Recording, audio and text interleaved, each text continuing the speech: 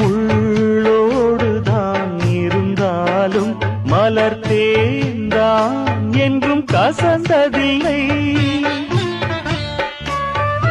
மண்ணோடுதான் பிறந்தாலும் பசும் பொன்தான் தரம் தாழ்ந்ததில்லை.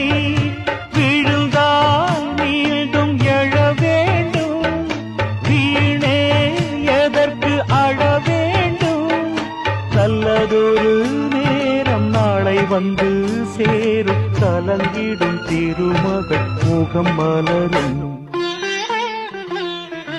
ஒரு மூணாம் பிறப்பாறு மேற்கு பக்கமா, அது முழுசா இருக்கு ஜன்னல் பக்கமா. இவளும் நிலவும் ஒரு ஜாதி, இரண்டிலும் களங்கம்